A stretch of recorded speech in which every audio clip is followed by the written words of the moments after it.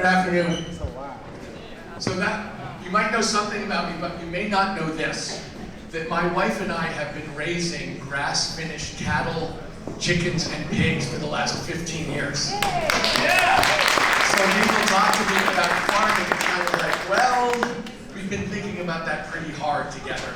And my jobs in college were always working in ranching or in orchards or in some form of agriculture. So I have had a chance to think about the economics of farming and what's going on in the farm economy. I have had a chance through this to talk to people who run farms in Iowa specifically and talk through the economics of their business. I got Dan Mulbauer, who I talked to a guy named Matt Russell. My wife has been here because she spends an enormous amount of time thinking about regenerative agriculture, about soil health, about what we're going to do in the long run to make sure that the farm economy is prosperous. So this is not the first time in my life that I've stood in front of a bunch of farmers and talked about what is going on in terms of the economy and what we can do to the farm economy and what we can do to make it a lot better. So let me just say some simple things that I would do. I would get rid of the tariffs that Mr. Trump put on in this trade war on the first day of my presidency. It's a failure. It's a complete failure. It's hurting Americans across the board. It's specifically hurting farmers, and it's specifically hurting Iowa farmers. I would get rid of all the waivers in terms of ethanol and oil refineries on the first day of my presidency because we need biofuels. We cannot walk away from this. We have to get better at it, and we have to do more of it, not less of it. When I look at the farm economy, I also note that the percentage of retail price retained by farmers has done nothing but go down. It's an all-time low. And there's a reason for that, and that is that agribusiness has been consolidating, that there is an ability to squeeze farmers to reduce the amount of the ultimate retail dollars that people get, and that's a result of corporate control. And if you've listened to my ads, corporations are running this government, and they're taking advantage of Americans across the board, including specifically farmers. So that is something I will push back on really, really, really hard. And the last thing is this. We have a huge climate problem, and the way that we're going to solve it partly is through partnership and leadership from the farm community. If you look at Iowa specifically, Iowa has the highest percentage of wind energy by far in the United States. And those windmills are by and large on farms across Iowa, and people are paid in order to have them. We're going to have to solve this climate problem. Farmers are going to have to be in the leadership of how we sequester carbon across the country, and they're going to have to get paid for it. Do we have all the answers? No. So it's going to be a question of, I'm not using the word partnership lightly. There's going to be a need to sit down with local people and talk about the best way to make this work in a profitable and sustainable way, and that's what we're going to do. So when I think about the farm economy, my basic point is, I know that we're having a very tough time, and I know it should be a million times better, and there are things that we can be doing from day one to make it better, and we have to continue to have a profitable, prosperous farm economy, and the government has got to be out there because what's going on right now is dead wrong.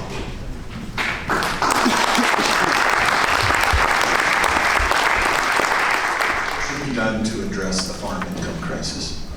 So let me say this. The statistic that was just quoted was a 50% drop in income. Just so you guys know, I look at those numbers, I've seen higher than 50% since 2013. So I know what that means. Look, I'm a business person. I started my own business. I know what that means over time. That is a gigantic, horrible fact. And does that imply the pricing? Sure, I looked at the price. I don't look at it every single day, but I look at the price of a bushel of corn. I know what it is, and I know vaguely what the break-even is. The break-even is around $4, and it's about $3.78. That's not good. I think when Mr. Trump shuts out parts of the world as a customer for Iowa farmers, that's devastating. But I think There's a question about the price, there's a question about the market, and then there's a question about how much of the ultimate retail the farmers get to keep.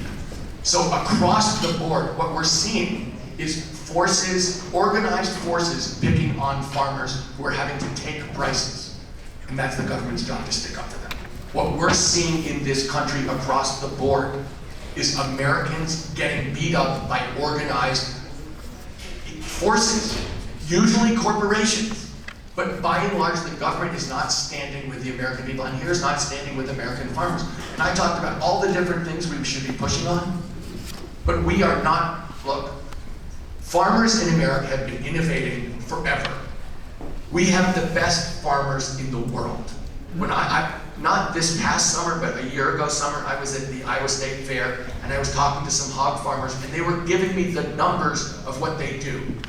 And I do raise cattle, chicken, and pigs.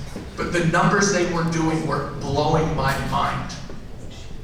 They feed the world. There is something going on here that's incredible, and the government should be supporting it, because what we're seeing is you can't have a successful, prosperous agricultural economy if farmers aren't doing well. I don't care if they give payments to try and make up for the trade war. That isn't going to go to the people who are selling equipment. That's not going to go anywhere to really build an economy.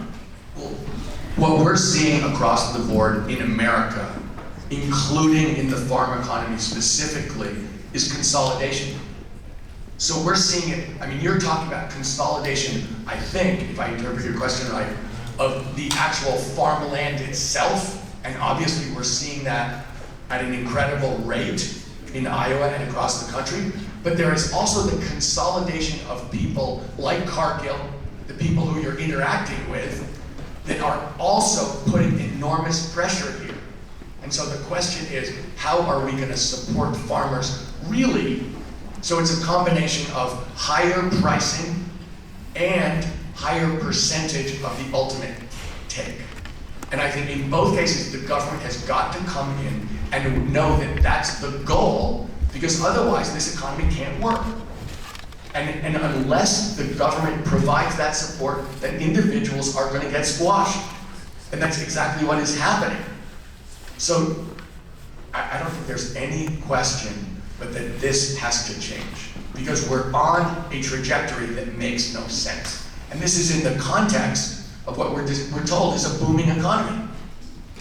So if we're waiting for a booming economy to bail us out, people are telling us, I don't think this is a booming economy, but that's what they're telling us. We need the government to be sitting here making it possible. There's a lot of different ways to do it.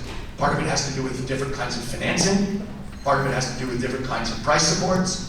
Part of it has to do with preventing consolidation and making the market fair so you're not getting squeezed by consolidated powerful interests. But it goes across the board to an awareness that this is not a sustainable economic situation. This next question is, across this country, and I think, my goodness gracious, has this government just walked away from the American people? It's painful to see, because we can be so much better.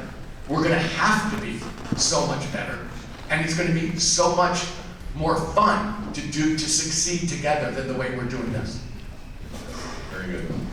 Regarding our food system here in Iowa, only 10% of 10 to 15% of food eaten by Iowans actually comes from Iowa. So one of the other things that my wife and I have done is we have organized in our home state of California something we call California Food for California Kids, which is farm to table in the public schools. The public schools in California serve 1 billion meals a year. And we have, our program now is in schools that serve over 300 million meals a year. Without subsidy, it's a good deal for farmers. So when I look at this, first of all, do I think it's important that farmers have an automatic place to sell their products at a good price and encourage it? You bet I think that's a positive. Do I think it's important for our kids to be eating healthy produce in school instead of eating Cheetos and Coca-Cola? You bet I do. I look at this as we have a health issue in this problem around food and getting a much more direct connection between farmers and table is something that pays off hugely. I looked at the numbers of what farmers get to take home in terms of this, and in this case, we don't need subsidies, and we can do healthy food every single day for kids who can't afford it. That may be the biggest meal of the day, and they may be getting a free breakfast and a free dinner too. So when you ask me about the importance of food and farming in our country, given the health issues that are going on, I think it's a gigantic, inseparable issue, and something where if we think we're reforming the food system of the United States without the farmers of the United States, I don't know where you could ever have come up with that idea. How do you prepare for the massive crop failures that are likely to happen as a consequence? So, I don't know if you guys were brought up with the following saying, but when I was growing up, in my household, we used to say an ounce of prevention is worth a pound of cure. So when someone asks me, what are we going to do when the world ends? It's kind of like, let's make sure the world doesn't end. And honestly, we're talking about 2050, but unless I'm mistaken, there have been 4 huge floods in western Iowa that are, classified as 100-year floods in the last 10 years. So when we're talking about what could go wrong by 2050 in terms of heat and what it's going to mean in terms of crops, yeah, that's true. But it's not like climate change isn't in Iowa right now and having impacts. So when I think about this, there are 3 things I know. I know we have to deal with this, and I've said it's my #1 priority. I'll declare a state of emergency on day 1. We have to do it. The second thing I know is we can do it, that we have the technology to do it, and part of the technology is in this room. Part of the technology is what we're going to do with farmers in Iowa to sequester carbon. And the third thing I know is also in this room, and that's this. We can do it in a way that makes Americans richer. We can create millions of jobs. We're talking about spending trillions of dollars, including in this room, to create good paying union jobs, to really change the way we're going to rebuild America. We always rebuild America. Honestly, everything wears out, you know that. Your car wears out, your roof wears out, your refrigerator wears out, everything gets replaced. We're going to have to do it on an accelerated basis. We're also going to clean up the air and water as part of this. We have to. We're going to specifically make sure that we take care of air pollution and water pollution as part of this. But the big point is this. Yeah, we have to do it. It's a big challenge. It's also the biggest opportunity for the people in this room and the people in this country. We're going to rebuild the country. We're also going to reinvent the country. Look, I think about the United States right now, and I get asked all the time, and I'm sure you hear this yourselves all the time, which is, why are we so divided? What's going to pull us together?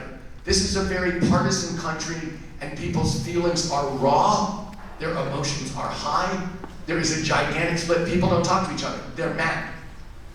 Okay. And people say, how are you going to pull that together? And a lot of people say, it's because, my personality.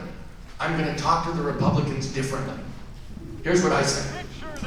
We're going to take on the biggest challenge in the history of the world, and together we're going to solve it. We're going to, and that's what we're going to do. And let me just say, first of all, America has to go back to being the moral leader of the world. This isn't going to happen. This is not just the United States problem, this is a global problem. There is no second country in the world that can lead the world on climate. There's no second choice. But the other thing is this, and I think you probably remember this, winning is really fun. Taking on a huge challenge and succeeding in it is really fun. And so if you ask me, how are we going to pull the United States of America together so that people think, wow, we really share something together?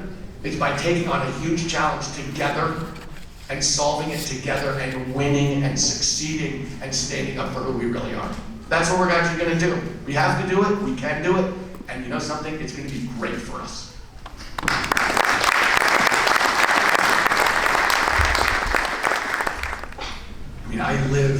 I don't live on a farm, but I spend a lot of time on a farm.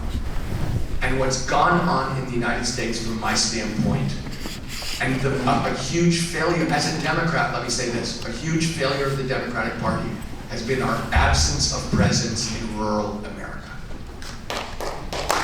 So you're asking me, to me, it's a political question. I know that's the way you're posing it, but I see it differently. I see this as largely a moral question.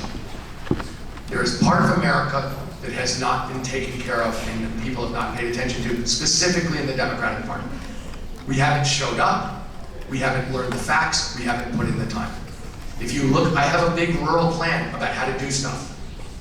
There is no way that I am not going to be paying attention to the people in rural America. What's gone on in terms of services, education and health, is scary. In terms of how can you expect people to have a successful economy if the government isn't providing the basic services that people require? In terms of connectivity, there's no way that there can be this urban-rural divide.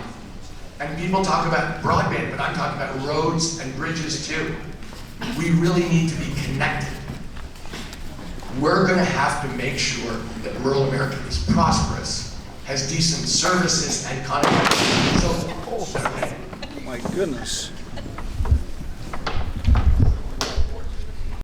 One last question, trade. There's a lot of concern about the reputational damage that I think our country is suffering. And I think there's a lot of fear that the markets are going to be gone for a long, long time based on what's happened with this administration. How do you restore that reputation and rebuild these markets? well, this administration has obviously damaged America's relationship and reputation around the world in terms of farm markets, but in terms of so many other things too. I mean, basically, if you think about America first, the whole point is we don't respect anybody, we don't have any values, everything's a unilateral confrontation, and we try and get our way by bullying people. Look, I would do the exact opposite of that. I think there's no question in the real world that the United States has to prosper in coalition with other freedom-loving and democratic countries, that we cannot separate ourselves from, for instance, China. They may do things that upset us, but we are tied to them. And the idea that somehow we're going to get into some escalating war with China is a terrible idea. So when I think about how are we going to rebuild, the real question to me is how are we going to rebuild relationship? And the way that you rebuild relationship is by going out and saying what you mean, but also walking the walk and modeling the behavior that you want people to understand about you. And to me, this is supposed to be a value-driven country that sticks to its word, is good to it, is a good ally, trusted partner, and in fact pushes for the good things around the world and leads. And that is exactly what I'm going to do. And I'm going to ask people to therefore reward us by being good partners back to us. And that's going to mean specifically opening their markets to American farmers. So as far as I'm concerned, this is a question about trust, relationship, and behavior. People have got to look at the United States, and I'll tell you something. Over Thanksgiving, I was talking to one of the ambassadors from Canada, who's a friend, and she said to me, it's like we're on a sports team, and the captain of the team quit the team, and the rest of the team doesn't know what to do. That's where we are internationally. People look to the United States. They don't always admit they look to the United States, but they look to us for leadership across the board, including moral leadership. But it's moral, economic, technological, commercial, and financial. And we've walked away from the job. And that is absolutely terrible for the world. It's absolutely terrible for us too. And on day one, we start to repair that.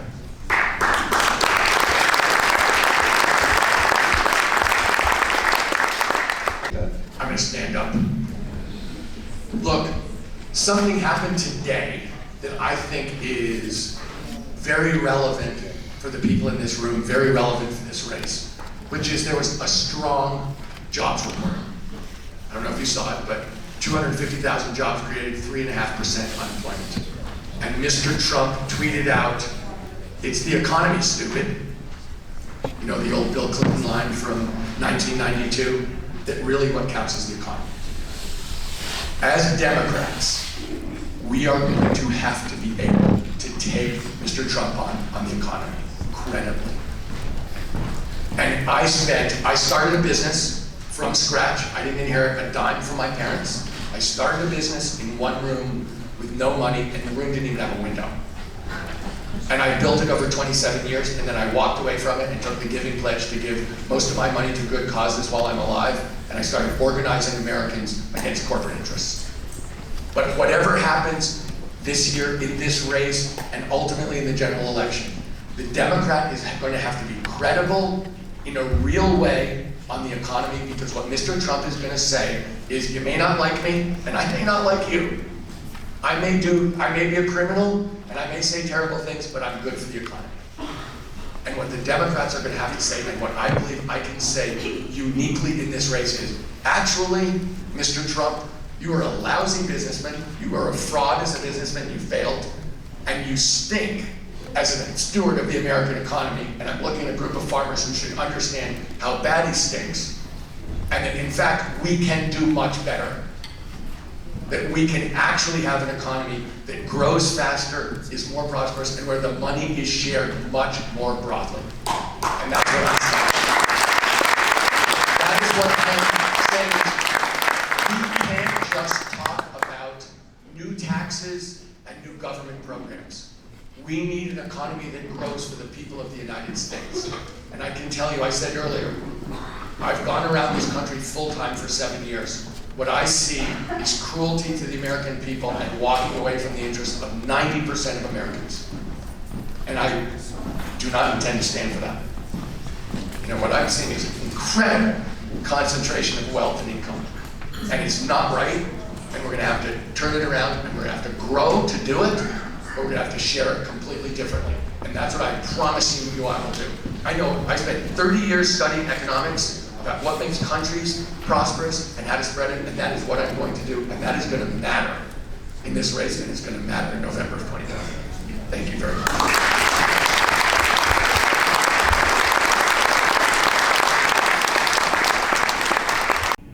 Thank you for watching.